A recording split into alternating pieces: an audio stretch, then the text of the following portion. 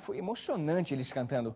Por mais terras que eu percorra, não permita, Deus, que eu morra sem que eu volte para lá. Sensacional. Canção do Expedicionário. Já tá? A Encantada volta a abrir suas portas para visitação pública. A Casa da Colina, que foi residência do príncipe dos poetas brasileiros, Guilherme de Almeida, voltou a fazer parte do circuito turístico da cidade de São Paulo.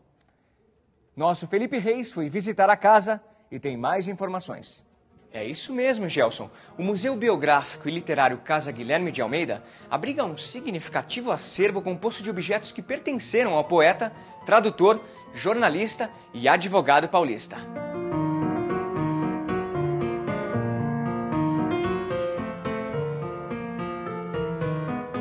Guilherme de Almeida foi um dos mentores do movimento modernista brasileiro. Ao meu lado, Marcelo Tapia, poeta e diretor da Casa Guilherme de Almeida. Marcelo, qual a importância da obra de Guilherme de Almeida? Guilherme foi muito importante no movimento modernista, não só na organização da Semana de 22, não é? Como pela própria poesia publicada em seguida ao movimento. 2 livros dele são de fundamental importância, Meu e Raça. O livro Meu, por exemplo, contém poemas em versos livres, não é? Com um tratamento mais sintético que a maior parte dos poetas modernistas, não é? Com grande concentração sonora, densidade, não é? Sonora e sempre pautado pela relação entre som e sentido. Não é? O Guilherme explora, portanto, a concisão, a síntese, a modernidade.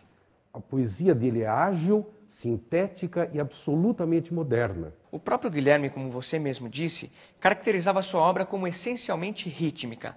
Ele definia a poesia como ritmo no sentir, no pensar e no dizer.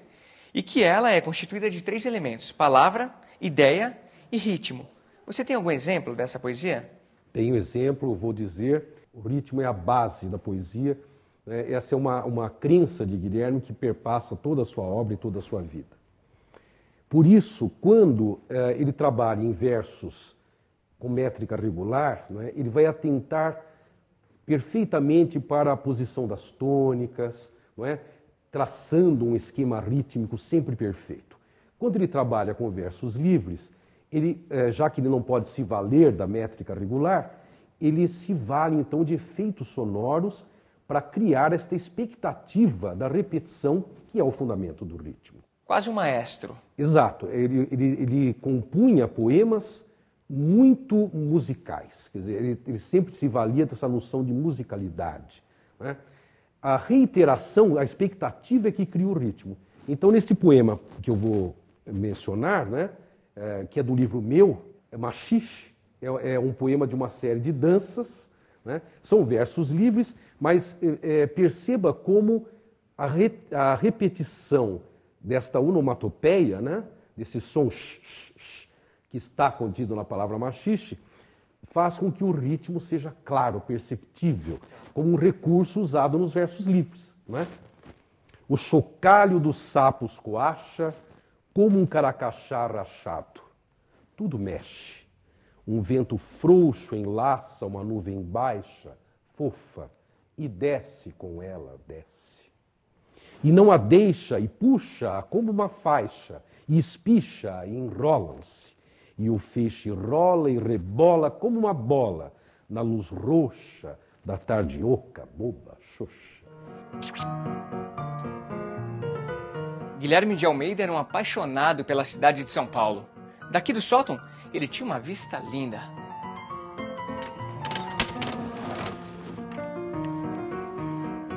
A gente tem que se ajoelhar para poder ver essa cidade. A vista continua linda.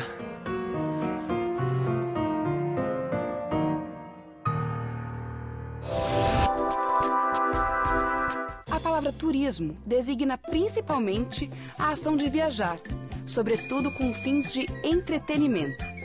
A família etimológica de turismo também inclui os termos turista e turístico. A origem é o inglês tourism, que derivou de tour, outra palavra inglesa, que significa viagem de recreio, de diversão ou excursão.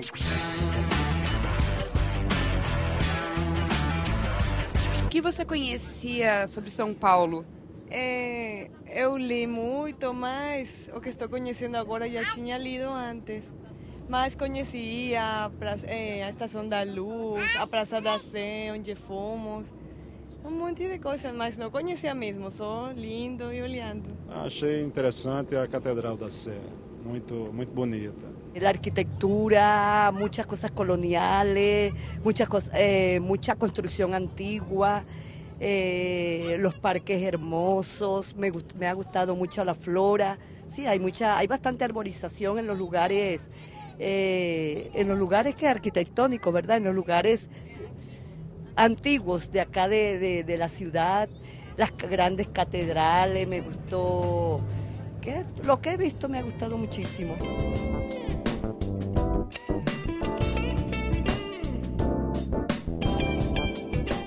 Professor, como você mesmo disse, São Paulo recebeu muitos imigrantes, japoneses, italianos, portugueses, espanhóis, alemães. Como podemos definir essa mistura de línguas e sotaques do povo paulistano? Até o século XIX, você tinha o português com o tupi muito forte. A partir de meados do século XIX, você começa a ter a influência dos imigrantes. No começo do século XX, nós chegamos a ter, de cada 3 pessoas na cidade, uma falava uma outra língua. Então você imagina a mistura. Isso foi criando toda uma linguagem própria, né? E um sotaque próprio. Quando é mais ou menos por volta de 1960, com a vinda em larga escala dos nordestinos, a cidade ganha um novo tempero. Então aí você tem os imigrantes, olha, ficou o português, ficou o tupi, ficou as línguas que os imigrantes trouxeram, e aí você traz o nordestino, né? Ele vem a partir de 1950, vamos colocar essa data, em 60 em grande escala, e aí você passa a ter um novo sotaque na cidade, e a cidade vai ganhando um novo tempero. E a cidade não para, ela está em construção. Mas como o nordestino influenciou? Você tem algum exemplo? Com exemplo, com termos locais, né? Que acabam, as pessoas de tanto escutar, acabam o quê? Acabam pegando. E também hoje há uma distribuição, isso é interessante, nos bairros, onde você escuta mais termos nordestinos ou menos termos. Se você pegar nas partes periféricas, é muito comum as pessoas usarem termos do Nordeste. Se você pega Higienópolis, por exemplo, você já não escuta tanto termos. Não é tão frequente. Não é tão frequente esses termos. Agora, recentemente, o que você tem? Nós temos uma enxurrada de termos ligados ao inglês e à informática.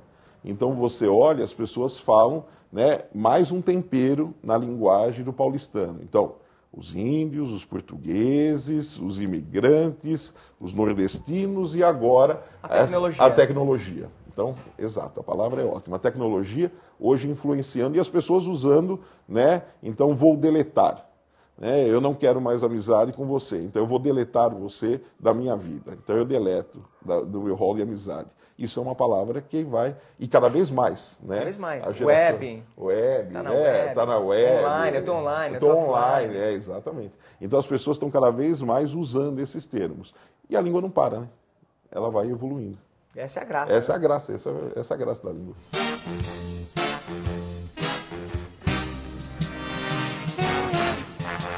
É sempre lindo andar na cidade de São Paulo.